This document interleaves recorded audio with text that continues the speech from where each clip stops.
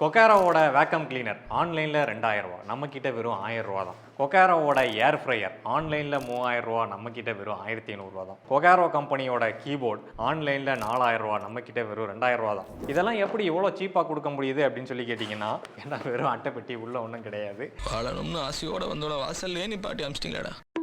இந்த மாதிரி நீங்கள் கொங்கு சைடுகளில் வந்து இந்த மாதிரி பயங்கரமாக அந்த மெகா சேலு அந்த மாதிரி சொல்லி சேல் பண்ணுறதை நீங்கள் பார்த்துருப்பீங்க. எனக்கும் ரொம்பவே ஆச்சரியமாக இருந்துச்சு, எப்படி நம்ம ஆன்லைனில் வாங்கக்கூடிய ஒரு பொருளை இவ்வளவு கம்மியாக வச்சு விற்கிறாங்க அப்படின்னு சொல்லி. சரின்னு நம்மளோட நண்பரை வந்து கோயம்புத்தூரில் இருக்கக்கூடிய நண்பரை போய் செக் பண்ண சொல்லியிருந்தேன். அவர் போய் செக் பண்ணிட்டு என்ன சொன்னார் அப்படின்னா, அங்கே இருக்கக்கூடிய எல்லா பொருட்கள்லையும் இந்த கார்டுகளோட ட்ரேசஸ் வந்து இருக்குது அப்படின்னு சொன்னாப்ல.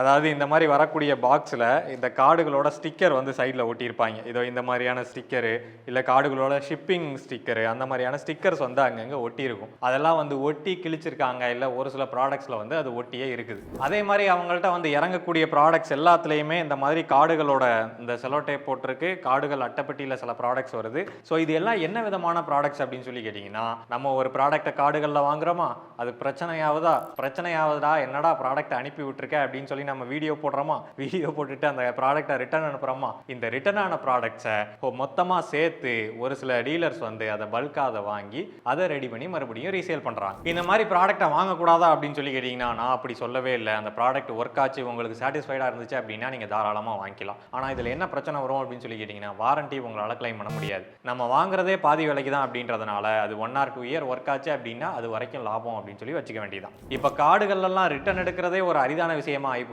அதுலேயும் வந்து ப்ராடக்ட்டை ரிட்டர்ன் எடுத்து அதை வந்து வெளியில் கொண்டு போய் ரீசேல் பண்ணுறாங்கன்னா, அப்போ அந்த ப்ராடக்ட்டோட நிலைமை எப்படி இருக்கும் அப்படின்றத நீங்களே முடிவு பண்ணிக்கிங்க.